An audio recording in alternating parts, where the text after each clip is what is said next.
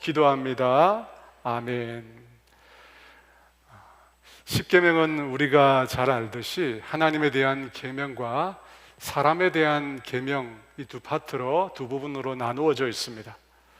그 중에 하나님에 대한 계명에서 사람에 대한 계명으로 전환되는 계명이, 그 전환점이 제 5계명입니다. 내 부모를 공경하라. 왜 이 계명이 하나님에 대한 계명에서 사람을 향한 계명으로 전환점이 되는 것일까요? 부모님에 대한 우리의 태도가 하나님을 향한 우리의 태도와 많은 부분에서 겹치기 때문입니다. 성경에는 부모를 사랑하라는 명령은 정확하게 명시적으로 나오지 않습니다. 그것은 너무나 당연한 것이기 때문일 것입니다. 그것은 자식을 향한 부모의 사랑이 어떤 것인지를 잘 알기 때문일 것입니다. 자식을 향한 부모의 사랑은 그렇지 않는 경우가 간혹 있겠지만, 대부분의 부모라면 자기 자녀를 자기 자신처럼 사랑합니다. 자신을 희생해서, 요즘 젊은 사람들 표현에 의하면 자기를 갈아 넣어서, 요즘 사람들은 자기를 갈아 넣는다는 말을 써요. 그렇게 자신을 갈아 넣어서 부모는 자녀를 사랑합니다. 반면에 부모를 향한 자녀의 사랑은 그렇지 못할 때가 솔직히 많습니다. 자녀의 사랑은 변덕이 심하고 약속을 잘 지키지 않을 때가 많습니다. 그런 면에서 부모 자녀 관계는 하나님과 믿는 우리 성도와의 관계와 비슷하다고 할 수 있을 것입니다. 하나님을 향한 우리의 사랑도 늘 불완전합니다. 신실하지 못합니다. 우리도 얼마나 자주 하나님과의 약속을 어기는지 모릅니다. 하나님과 이렇게 약속을 하고 우리는 너무나 돌았으면 너무나 쉽게 잊어버리고 그 약속을 어깁니다. 그렇게 하고 나서도 우리는 변명하고 자신을 합리화합니다. 그럼에도 불구하고 우리를 향한 하나님의 사랑은 변함이 없습니다. 그 어떤 경우에도 하나님의 사랑은 달라지지 않습니다. 늘 한결같은 사랑으로 하나님은 우리를 사랑하십니다. 그런 면에서 부모는 하나님의 대리자라고 할 수 있습니다. 여러분, 우리는 부모를 통해서 최초로 하나님을 만나게 됩니다. 부모를 통해서 하나님의 존재를 인식하게 된다는 것입니다. 성경에 보니까 이 디모데와 같은 사람이 그 경우에 해당이 됩니다. 디모데후서 1장 5절에 이는 내 속에 거짓이 없는 믿음이 있음을 생각함이라. 이 믿음은 먼저 내 외조모 로이스와 내 어머니 유니게 속에 있더니 내 속에도 있는 줄을 확신하노라. 하나님을 향한 디모데의 믿음은 그의 외조모와 그의 어머니를 통해서 형성된 것입니다. 여러분, 바로 이것 때문에 부모님과의 관계에 어려움을 겪는 분들이 하나님과의 관계에서도 동일하게 어려움을 겪는 것입니다. 부모님으로 인해서 하나님에 대한 이미지, 하나님에 대해서 올바른 상을 형성하지 못하기 때문입니다.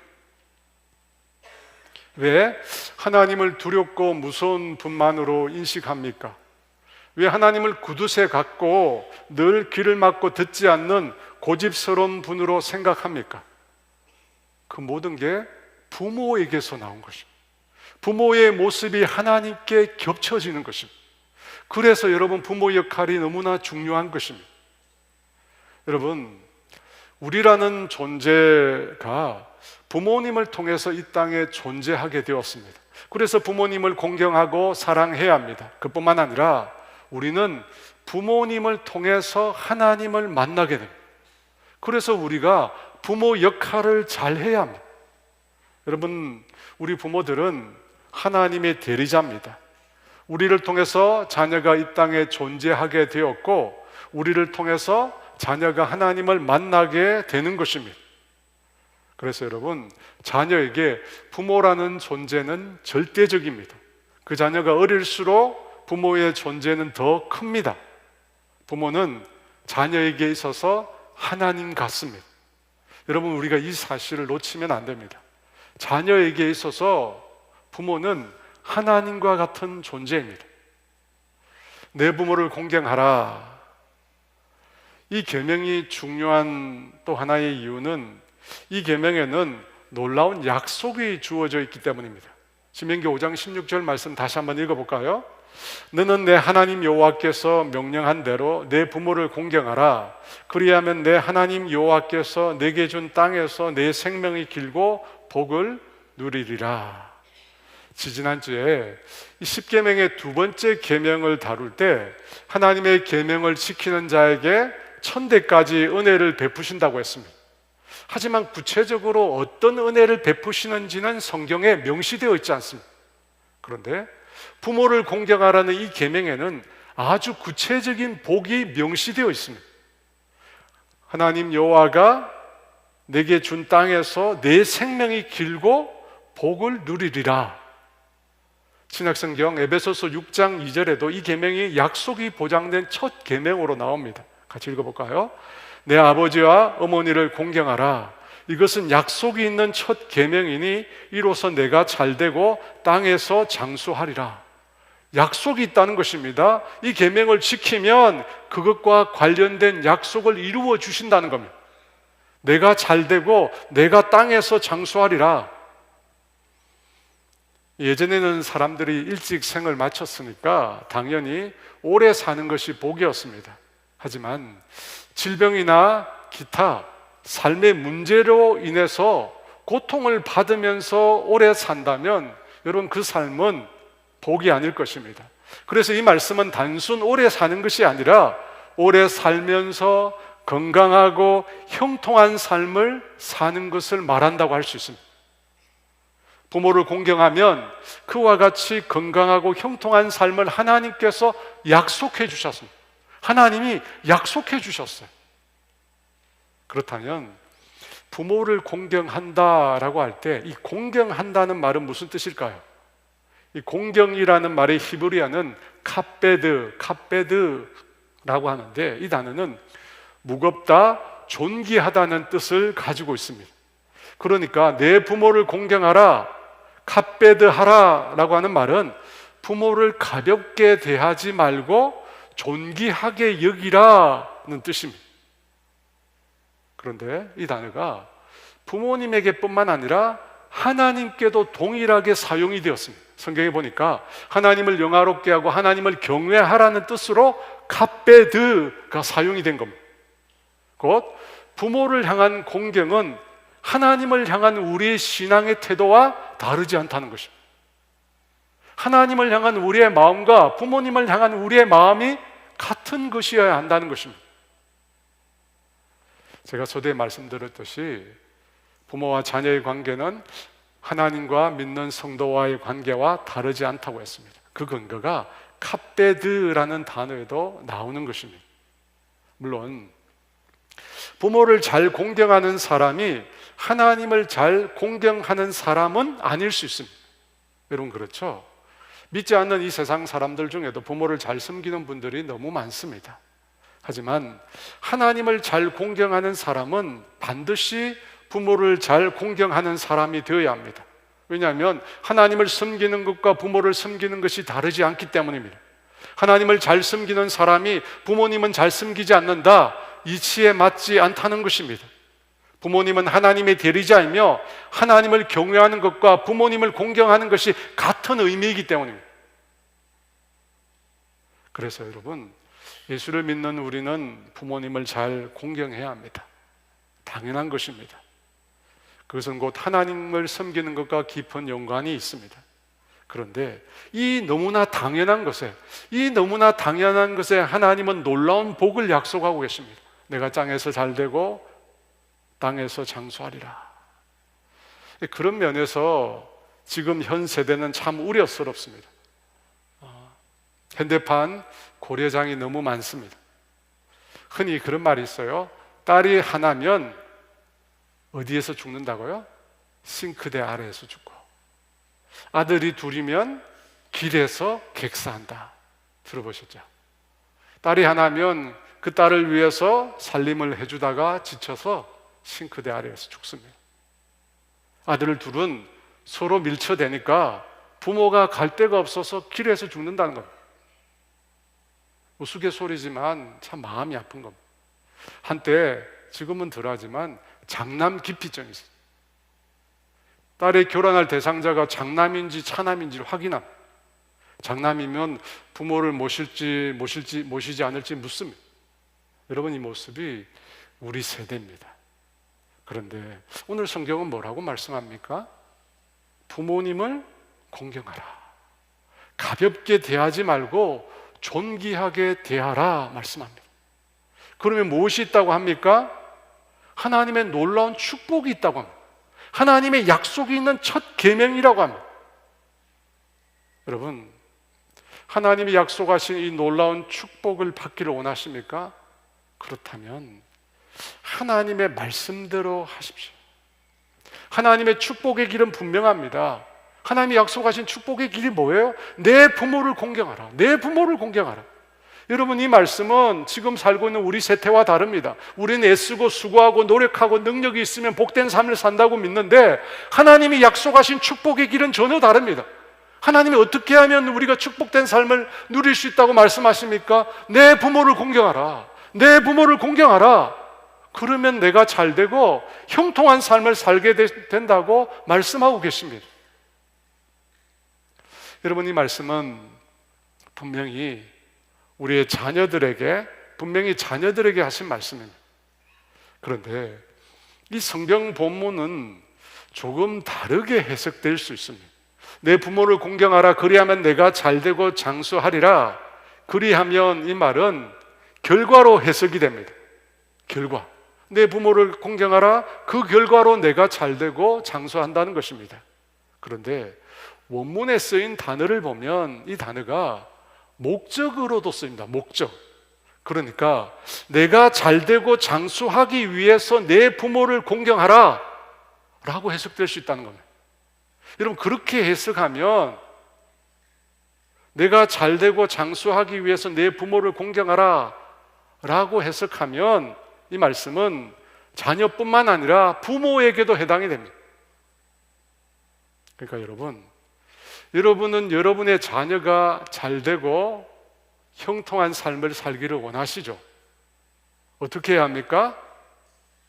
그 자녀가 부모를 공경하도록 해야 합니다. 많은 분들이 뒷방 노인네가 되지 않으려고 죽을 때까지 돈을 손에 쥐고 있습니다. 돈을 쥐고 있어야 그 자녀들이 그 돈 때문이라도 찾아올 것이기 때문입니다. 그런데 그건 어째 좀 비참하지 않습니까? 자녀들, 손자, 손녀들 얼굴 보려고 돈을 쥐고 있다. 좀 자괴감이 들지 않습니까? 저는 그렇게 생각합니다. 사랑하는 여러분, 우리 부모들이 자녀가 잘 되도록 얼마나 많이 수고합니까? 입을 거, 먹을 거 내가 원하는 대로 하지 않고 다 자녀들을 위해 희생합니다. 조금이라도 좋은 대학에 가게 하기 위해서 열심히 과외시키고 공부시키고 좋은 직장에 들어갈 수 있도록 부진히 애를 씁니다. 저도 예전에는 잘 몰랐습니다. 왜 아버지 어머니가 치킨 한 조각 먹고도 늘 배부르다 말씀하시는지 잘 몰랐습니다. 그런데 제가 부모가 되어 보니까 알겠더라고요. 저희 애들이 셋이잖아요.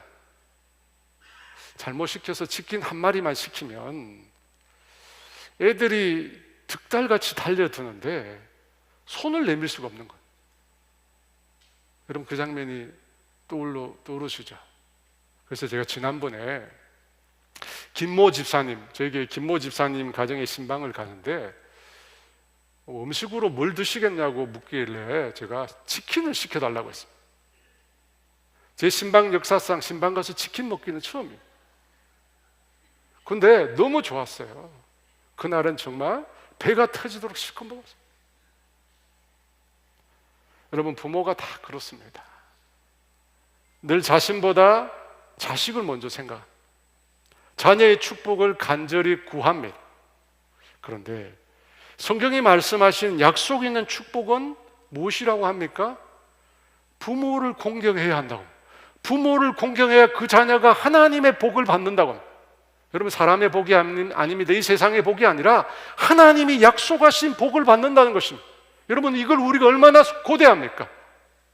자녀의 축복이라면 우리가 두 손 두 발 다 긋고 나서잖아요.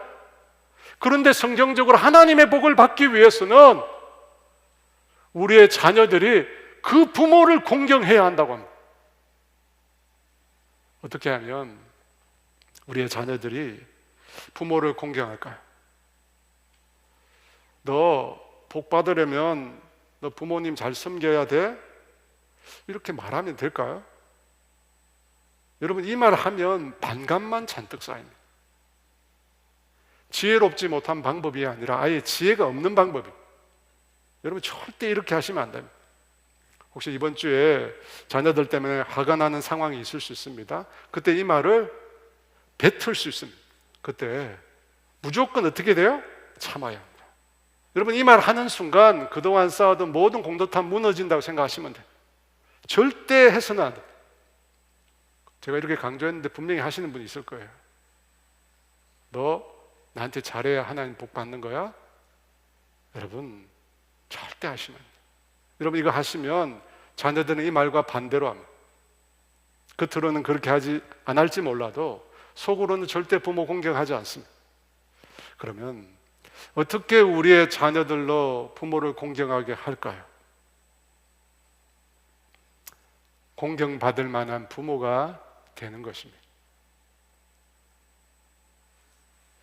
존경받을 만한 부모가 되는 것입니다. 우리의 자녀를 위해서 기도할 때 늘 만남의 축복을 위해서 우리가 간구합니다. 좋은 믿음의 사람을 만나고 그 사람 통해서 하나님 알게 되고 하나님을 사랑하는 사람이 되게 해달라고 우리는 기도합니다. 그런데 하나님이 말씀하시는, 하나님이 원하시는 제일 중요한 인생의 만남은 부모와의 만남입니다. 부모와의 만남이 한 인간에게 있어서 가장 중요한 만남입니다. 우리 주님은 부모를 통해서 우리 자녀가 하나님 만나기를 원하십니다. 여러분, 다른 사람이 아니에요. 하나님이 원하시는 가장 중요한 인생의 만남, 부모를 통해서 하나님 만나는 거예요.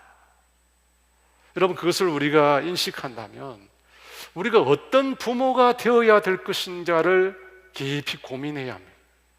그리고 무엇보다도 그런 부모가 되기 위해서 정말 많이 우리가 기도해야 합니다. 우리는 우리 자녀를 위해서 기도할 뿐만 아니라 우리 자신을 위해서 정말 많이 기도해야 합니다. 내가 올바른 부모가 되기 위해서, 내가 우리 자녀들이 정말로 본받을 만한 그런 부모가 되기 위해서 정말 많이 기도해야 합니다. 왜냐하면 우리 자신이 너무 연약하잖아요. 같이 사니까 다 압니다. 다 드러납니다. 자녀를 속일 수가 없습니다.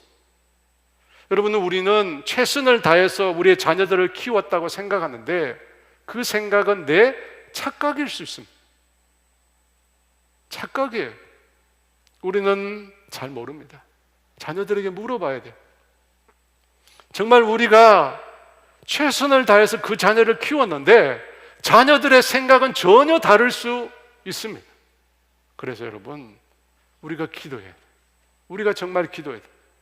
무의식 중이라도 자녀들에게 잘못된 삶과 신앙의 가르침을 준 것은 없었는지, 만약 있었다면 주님께 용서를 구하고 그 자녀가 바른 길로 갈 수 있도록 기도해야 하는 것입니다.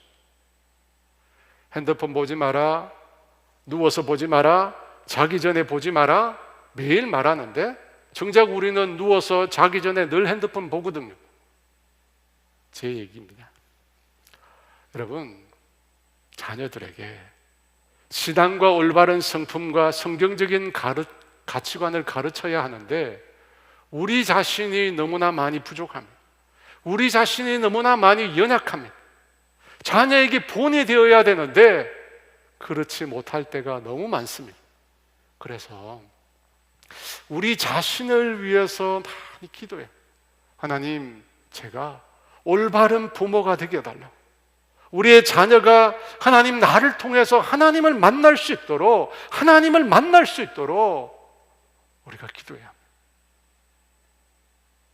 여러분, 그것이 우리 자녀에게 만남이 축복입니다. 다른 만남이 축복이 아니에요. 우리 자녀에게 가장 중요한 만남의 축복은 올바른 부모가 되는 것입니다. 우리가 올바른 부모가 되는 거예요. 사랑하는 여러분, 여러분의 자녀들이 복받게 하십시오. 여러분의 자녀들이 형통하고 진정으로 평안한 삶을 살게 하십시오. 그 방법은 부모를 공경하는 것입니다. 부모를 가볍게 대하지 않고 존귀하게 대하는 것입니다. 그런데 그것은 말로 안 됩니다. 우리가 그런 부모가 되는 길밖에 없습니다. 정말로 자녀들이 존경할 만한 부모가 되는 것입니다. 삶으로, 신앙으로 존경받는 부모가 되는 것입니다. 그런 부모가 되는 저와 여러분 되시기를 주의 이름으로 축원합니다. 부모님을 공경하라고 했습니다. 믿는 사람으로서 우리는 이 계명을 반드시 지켜야 합니다. 그런데 앞서 부모를 잘 공경하는 사람이 하나님을 잘 공경하는 사람은 아닐 수 있다고 했습니다. 그 말은 부모를 공경하는 것과 하나님을 섬기는 이 신앙이 대립이 일어날 수 있다는 것입니다. 그래서 성경은 부모 공경에 한 가지 단서를 두고 있습니다. 에베소 6장 1절 말씀인데요, 우리 같이 읽습니다. 자녀들아, 주 안에서 너희 부모에게 순종하라. 이것이 옳으니라. 부모님을 존중하고 그 말씀을 듣고 따르는 것이 자녀된 자들의 당연한 도리입니다. 그런데 그 순종에 한계가 있습니다. 그 한계는 주 안에서라는 말입니다. 주 안에서. 주 안에서 순종하라. 여러분, 이 말씀은 무슨 뜻입니까? 주님의 뜻과 주님의 진리가 허용하는 범위 안에서 순종하라는 것입니다. 여러분, 부모님은 공경의 대상이지 신앙의 대상은 아닙니다. 그래서 부모님이 올바른 신앙적인 가르침을 주시면 따르겠지만, 그렇지 않고 불신앙적인 가르침이나 비윤리적 것을 부모님이 요구하면 자녀는 그것을 따를 수 없습니다. 따를 수 없어요. 예전에 등록한 한 여자 성도님을 신방을 했습니다. 그분은 자신이 믿지 않는 가정에서 자랐다고 했습니다. 그러다가 특별한 계기를 통해서 예수님을 알고 믿고 신앙을 갖게 되었다고 합니다. 그런데 자기 아버지는 아직도 예수님을 믿지 않는다고 했습니다. 근데 그 아버지가 그 딸을 너무너무 사랑한대요. 그 성도분 역시도 지금까지 살아오면서 아버지의 특별한 사랑을 받았다고 말을 했습니다. 자신에게는 너무나 좋은 아버지였답니다. 근데 어느 날 그 아버지가 자신에게 그런 말을 했더랍니다. 내가 너를 너무 사랑한다. 너가 있어서 내가 너무너무 행복해. 근데 아빠 소원이 하나 있는데 너가 예수님을 안 믿었으면 좋겠어.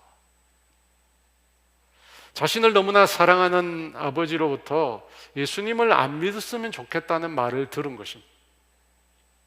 그분이 그때 고민이 많이 되었대요. 그 말을 순종하지 않으면 아버지를 배신하는 것 같아서 마음이 아팠다고 합니다. 사랑하는 여러분, 여러분이 만약 그런 상황에 놓였다면 여러분은 어떻게 하시겠습니까? 아버지의 마음을 편안하게 해드리기 위해서 예수 믿는 것을 포기하시겠습니까?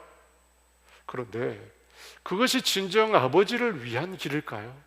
여러분, 그것이 진정으로 아버지를 사랑하는 길일까요? 왜 주님은 주 안에서 순종하라고 하셨습니까? 부모도 또한 죄인이기에 하나님의 뜻에 맞지 않는 가르침을 줄 수 있기 때문입니다. 그때 믿음의 자녀들은 부모의 가르침을 따를 수가 없습니다. 왜냐하면 예수님만이 유일한 구원의 길이 되시기 때문입니다. 물론 그때라도 부모에 대한 애정과 부모에 대한 존경을 잃어서는 안 됩니다. 하지만 부모님이 예수님보다 먼저일 수는 없습니다. 그분들을 사랑하지 않아서가 아닙니다.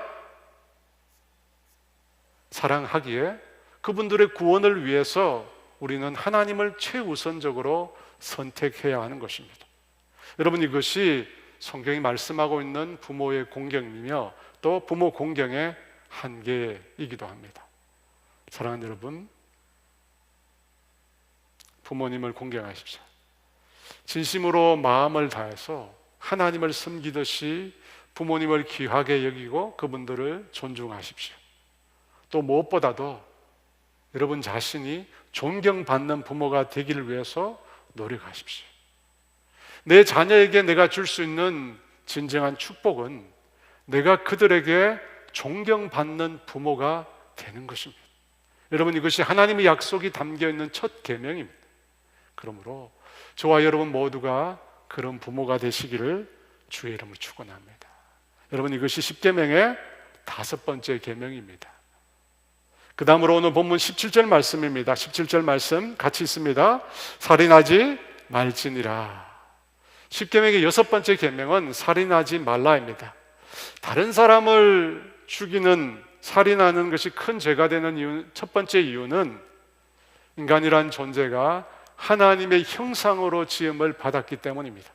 창세기 9장 6절에 이렇게 말씀합니다. 같이 있습니다. 다른 사람의 피를 흘리면 그 사람의 피도 흘릴 것이니 이는 하나님이 자기 형상대로 사람을 지으셨음이니라.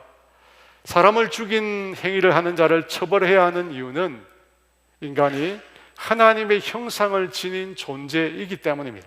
그래서 사람을 죽이는 것은 하나님의 형상을 파괴하는 것입니다. 창조주 하나님께 큰 죄를 짓는 것입니다. 그런데 여러분, 왜 이같이 사람을 죽이는 것 같이 생명을 경시하는 일들이 이 세상에 나타나게 되었을까? 여러분, 그 이유는 당연히 인간의 타락 때문입니다. 타락으로 인하여 땅이 저주를 받았고, 땅이 저주를 받자 정직하게 일하고 수고했음에도 그 대가를 얻을 수 없게 되었습니다. 여러분, 그렇게 되자 인간 사회에 나타난 것이 뭐냐면 지배와 착취라고 하는 약육강식의 법칙이 인간 사회를 지배하게 되었습니다. 힘 있는 자가 없는 자를 약탈하고 가진 자들이 없는 자들의 것을 빼앗게 되었습니다. 그런 지배와 착취가 안식에도 나타났다고 했습니다. 그래서 출애굽기에서 10계명의 4번째 계명, 안식일을 구별하여 거룩히 지키라 라고 말씀하시면서 덧붙여 주신 말씀이 있었습니다. 무엇입니까? 너 남종과 너 여종에게도 너와 같이 안식하게 하라. 너와 같이 안식하게 하라고 했습니다. 여러분, 인간의 타락이 인간 사회에 가져온 문제는 계급화라는 것입니다. 타락이 인간관계를 지배와 착취의 관계로 만들었습니다. 그래서 힘 있는 자는 약자를 괴롭히고 억압하게 된 것입니다. 그런 타락으로 인해서 다른 사람의 생명을 경시하는 일들이 우리 가운데 나타난 것입니다. 하지만 한 인간의 생명은 다른 누군가에 의해서 절대로 침해될 수 없는 것입니다. 왜냐하면 빈부 여하를 막론하고 남녀노소를 막론하고 우리 모두는 하나님의 형상으로 지음을 받았기 때문입니다. 여러분, 그것에 있어서 그 어떤 차별도 존재하지 않습니다. 피부색이나 인종이나 언어나 문화에 있어서 그 어떤 사람도 차별받아서는 안 되는 것입니다. 생명을 가진 모든 사람은 평등합니다. 왜냐하면 모든 인생이 다 하나님의 형상으로 지음을 받았기 때문입니다. 그래서 존귀합니다. 그래서 소중합니다. 모든 생명은 존귀하고 소중합니다. 그것을 분명히 하시기 위해서 주님은 다른 사람을 죽인 자는 반드시 동일하게 죽이라고 말씀하셨어요. 그 말씀은 절대로 다른 사람의 생명을 경시하지 말라는 뜻입니다. 두 번째, 다른 사람의 생명을 빼앗는 살인에 해서는 안 되는 또 하나의 이유는 그 생명을 주신 분이 다름 아닌 하나님이시기 때문입니다. 여러분, 인간의 생명은 자기 게 아닙니다. 우리 자신 게 아니에요. 생명은 하나님의 소유며 하나님께 속한 것입니다. 시편 24편 1절 말씀입니다. 같이 있습니다. 땅과 거기에 충만한 것과 세계와 그 가운데 사는 자들은 다 여호와의 것이로다. 다 여호와의 것이로다. 인간의 생명은 하나님께서 우리에게 선물로 맡기신 것, 하나님께서 우리에게 위탁하신 것입니다. 그래서 우리 자신의 것이 결코 아닙니다. 우리 마음대로 해서는 안 되는 것입니다. 낙태나 안락사나 자살을 성경적으로 용인할 수 없는 이유가 바로 이것 때문입니다. 생명이 내 것이 아니기 때문에 내 마음대로 할 수 없는 것입니다. 낙태 허용을 주장하는 사람들은 임산부의 뱃속에 있는 태아를 어느 일정 기간까지는 독립된 인격체가 아니라 임산부의 몸의 일부분에 지나지 않는다고 생각합니다. 임산부의 일부라는 겁니다. 그래서 태아는 어머니의 소유며 태아의 처분권도 임산부에게 있기에 낙태를 허용할 수 있다고 주장합니다. 어머니의 일부고 어머니의 소유라는 겁니다. 하지만 성경은 그렇게 말하지 않습니다. 성경은 우리라는 존재가 형성되는 바로 그 순간부터 독립된 인격임을 분명히 말씀합니다. 시편 139편 13절 말씀 우리 같이 있습니다. 주께서 내 내장을 지으시며 나의 모태에서 나를 만드셨나이다. 주께서 모태에서 나를 만드셨다고 합니다. 모태에서 나라는 존재를 만드셨다고 합니다. 만약 태아가 임산부의 일부에 지나지 않는다면 어떻게 나라는 이런 독립적인 표현을 사용할 수 있겠습니까? 여러분, 그렇지 않은 거예요. 그렇지 않은 거예요. 정자와 난자가 수정되어 수정란이 되는 바로 그 순간부터 한 인격체로, 한 인간으로 하나님은 우리를 간주하시는 겁니다. 임산부의 것이 아니에요. 그래서 자연유산이나 임산부의 생명을 빼앗는 그런 극단적인 경우를 제외하고 낙태를 허용할 수 없는 것입니다. 왜냐하면 인간의 생명은 인간의 소유물이 아니기 때문입니다. 그래서 생명이 시작되어 끝나는 그 시점까지, 그 마지막 순간까지 오직 하나님만이 인간에 대한, 인간 생명에 대한 결정권을 가지고 있는 것입니다. 오직 하나님만이 그 생명권을 가지고 있어요. 그래서 어느 누구도 그 결정권을 침해할 수 없습니다. 하나님의 것이에요.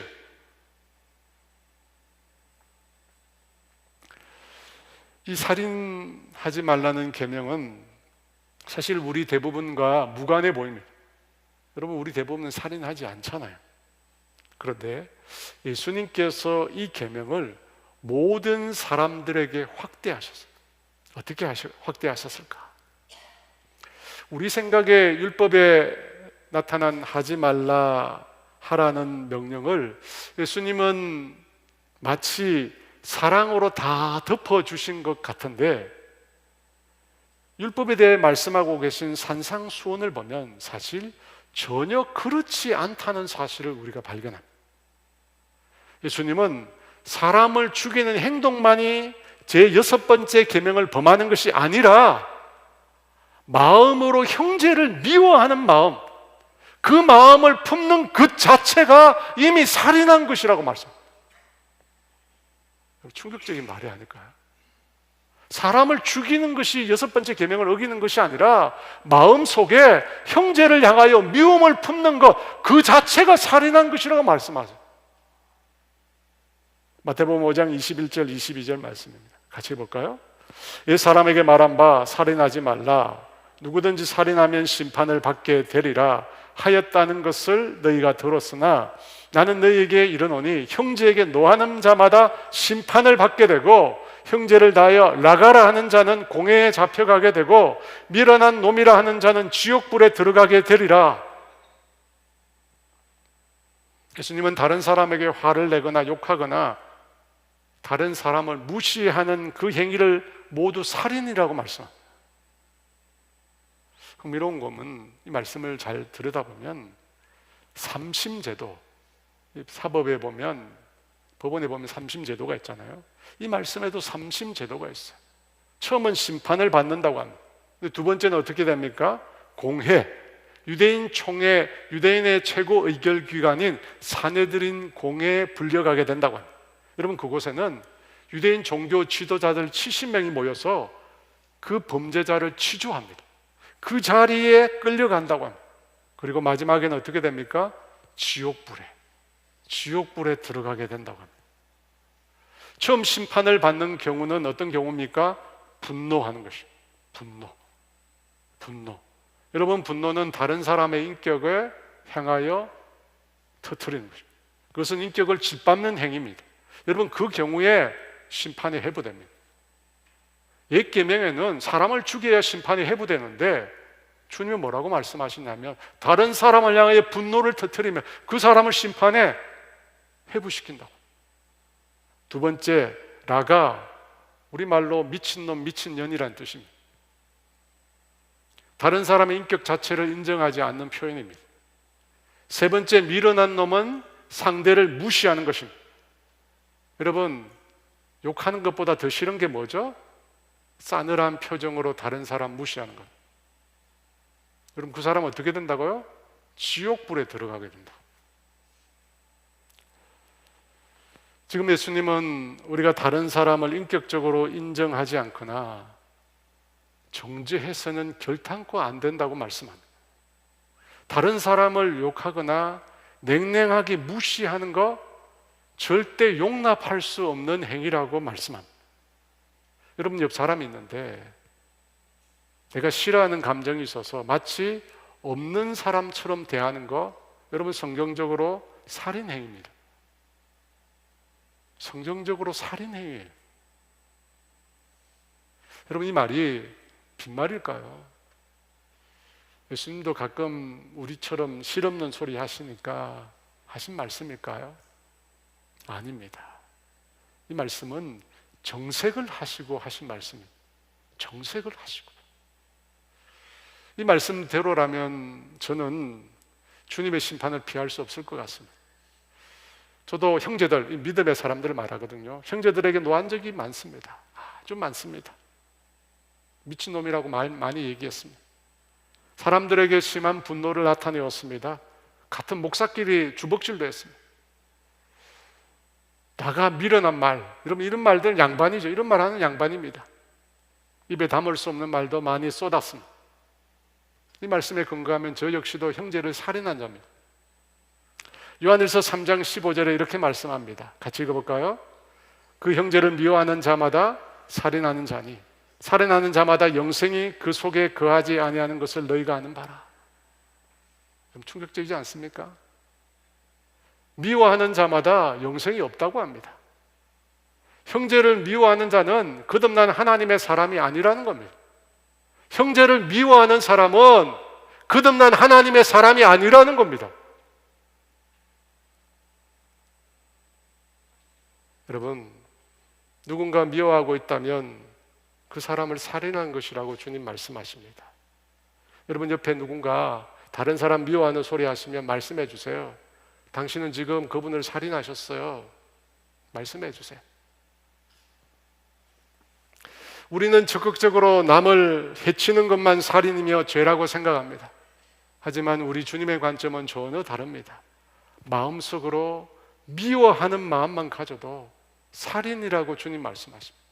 우리 인생을 심판하시는 그 주님께서 우리를 향하여 내 마음속에 미워하는 마음이 있구나, 너 살인했구나 말씀하신다는 겁니다. 그렇게 생각해 보면 지금 이 자리에 있는 우리는 너무나 많은 사람을 살인하고 있습니다. 이 순간에도. 여러분, 그렇지 않습니까? 살인하고 있습니다. 아무리 생각해 봐도 주님께서 말씀하신 이것을 우리가 지키는 게 불가능해 보입니다. 사랑하는 여러분, 형제를 미워하는 자마다 살인하는 자라고 하신 말씀은 형제를 향하여 우리가 어떤 태도를 반드시 가져야 한다고 말씀하시는 것입니까? 사랑하라는 겁니다. 사랑하라는 것입니다. 여러분, 사랑하지 않으면 이 말씀을 지키는 게 불가능합니다. 그렇지 않아요? 사랑하지 않으면 우리 안에 미움을 이기기가 불가능합니다. 이기기가 불가능해요. 사랑해야 돼요.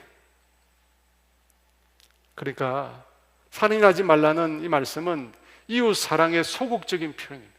소극적인 표현이에요. 사랑하는 자마다 사랑할 때 비로소 그 미움에서 벗어날 수 있다는 겁니다. 사랑할 때. 여러분, 사랑할 때 그 미움에서 벗어날 수 있어요. 목사님, 미운 감정이 생기는 걸 어떻게 합니까? 우리는 감정은 어쩔 수 없다고 생각합니다. 하지만 여러분, 그렇지 않습니다. 감정도 선택입니다. 내가 그 감정을 선택한 거예요.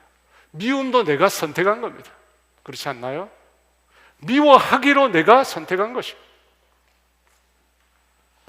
사랑하는 여러분, 오늘 예수님의 말씀은 우리를 너무나 힘들게 합니다. 왜냐하면 우리의 본성과 너무나 정반대되는 것을 말씀하시기 때문입니다. 우리의 힘으로 본성으로 절대 이 말씀 지킬 수 없습니다. 하나님의 도우심이 있어요. 주님의 도우심이 있어요. 주님의 사랑이 있어요. 주님의 사랑이 우리 가운데 부어져요. 주님의 사랑이 우리 가운데 부어져요. 그래서 미워하는 자는 그 속에 영생이 없다고 말한 거예요. 하나님의 사랑을 입은 자만이, 하나님의 사랑을 경험한 자만이, 하나님의 사랑을 매일매일 반복해서 경험하는 자만이 미워하지 않을 수 있습니다. 사랑할 수 있는 것입니다. 그런 하나님의 사랑을 매일 경험하는 저와 여러분 되시기를 주의 이름으로 축원합니다.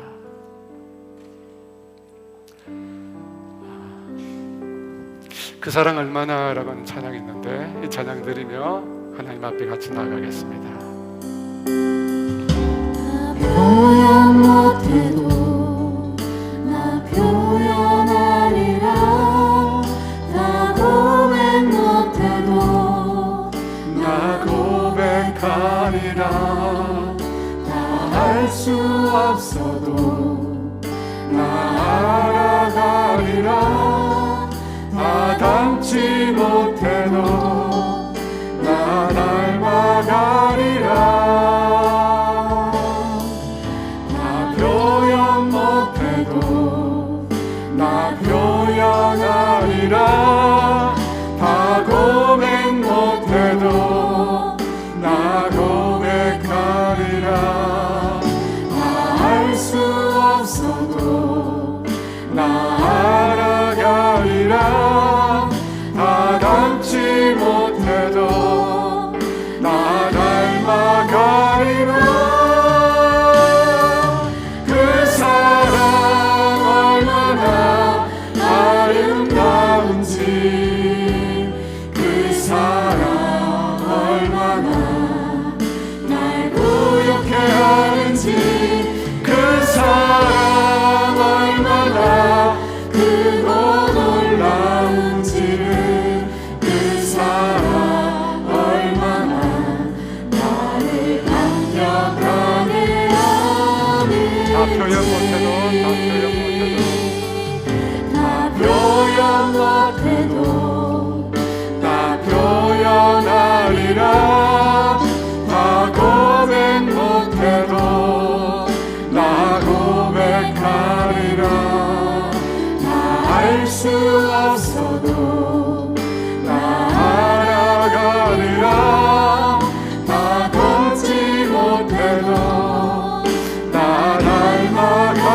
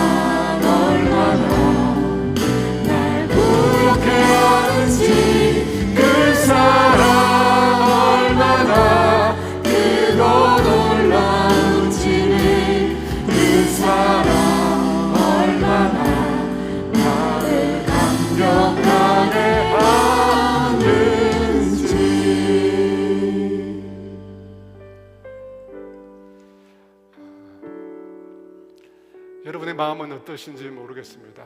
근데 저는 이 말씀을 제가 전하면서 제 마음이 너무 힘듭니다.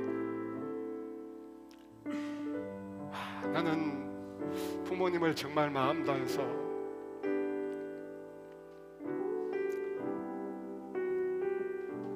존경하고 사랑했는가? 마음이 아픕니다. 그리고 자녀들이 정말로 공경할 만한 부모로 살고 있는가? 마음이 아픕니다. 살인하지 말라고 하는데, 미워하지 말라고 하는데, 분노하지 말라고 하는데, 미련한 놈이라고 하지 말라고 하는데, 너무 많이 그렇게 하고 살고 있고 살아왔어요. 이 모습으로 주님 앞에 어떻게 서겠습니까? 이거 어떻게 하면 떨쳐낼 수 있을까? 어떻게 하면? 사랑하는 여러분, 주님이 우리에게 구하시는 마음은 놀랍게도 그런 깨어진 마음이라고.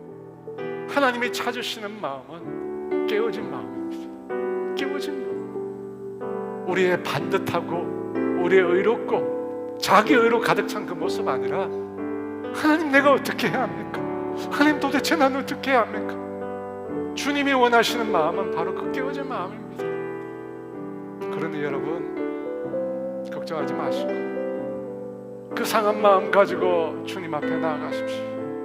하나님, 아무리 생각해도 주님의 사랑 아니고는, 주님의 은혜가 아니고는 내가 살아갈 수가 없습니다. 아무리 생각, 당신의 사랑이 나에게 매일 임하지 않은, 매일 임하는 그거 아니면 살아갈 수 없습니다. 주님 도와주세요. 주님 도와주세요. 주님의 사람으로 살 수 있도록 은혜를 베풀어 달라고 우리 주여 외치고 같이 기도합니다. 주여,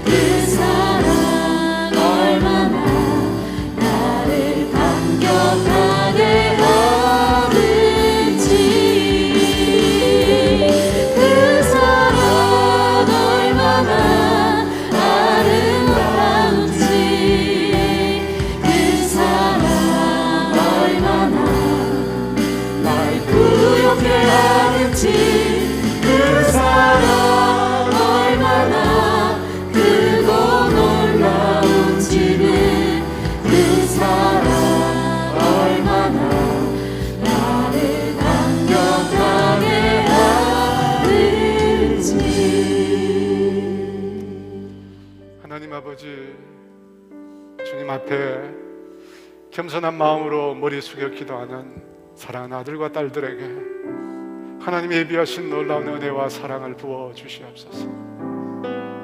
주의 은혜 아니고 주의 사랑 아니고는 한순간도 살아갈 수 없는 부족한 연약한 종들입니다. 아버지 은혜 주세요. 매일매일 그 사랑 안에서 살게 하여 주시옵소서.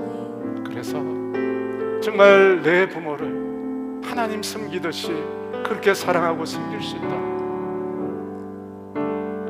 또 우리의 자녀들에게 그렇게 존경받는, 자녀들의 인생을 위해서 많은 걸 준비하지만 정말 자녀들에게 필요한 축복은 주지 못하는 어리석은 부모 되지 않게 해주세요. 하나님의 복을 그들이 누릴 수 있도록, 부모를 공경하게 만드는, 존경받는 부모의 삶을 살 수 있도록 아버지 은혜를 더하여 주시옵소서. 매일매일 미움을 품고 매일매일 영혼을 죽이면서 살고 있는 우리의 연약함을 회개합니다. 주님 도와주세요. 이 말씀이 그냥 듣고 잊어버려도 되는 말씀이 아니라면 하나님, 이 말씀을 우리의 심령에 깊이 뿌리박게 해주셔서 영혼을 바라볼 때마다 주님의 마음으로, 주님의 그 사랑으로 대하고 사랑할 수 있도록 은혜를 베풀어 주시옵소서. 지금은 우리 주 예수 그리스도의 은혜와 하나님의 다함이 없는 사랑하심과 성령님의 교통하심과 인도하심과 위로하심, 주님의 사랑으로, 그 사랑으로 온전히 날마다 채워지기를 소원하는 사랑하는 성도들 위해 이제로부터 영원토록 함께 하시기를 간절히 축원하옵나이다.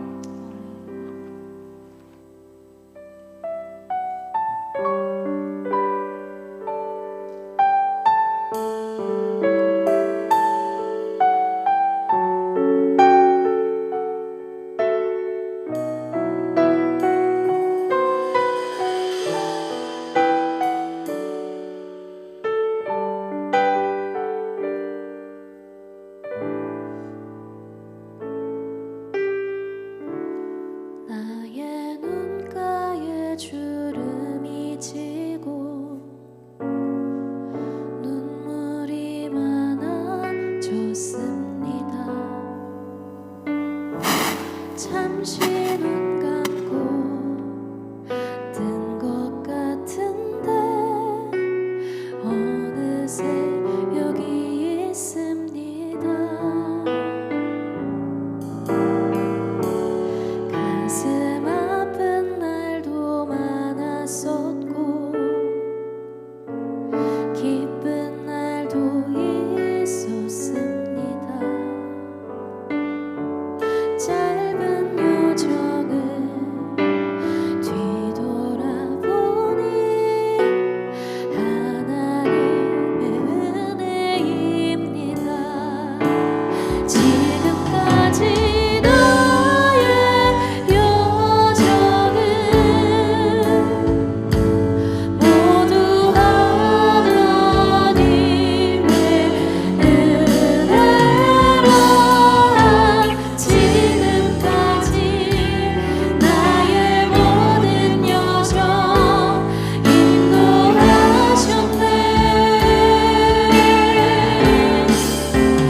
나의 남은 모든 여정은 모두 하나님께 맡기리라. 나의 모든 삶 마치는 날까지 붙들지.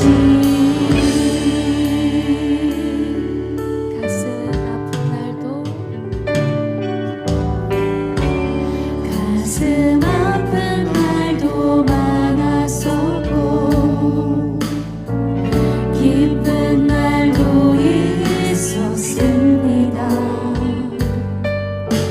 짧은 여정을 뒤돌아보니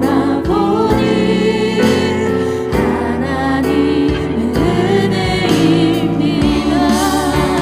지금까지 나의 여정은 모두 하나님의 은혜라. 지금까지 나의 모든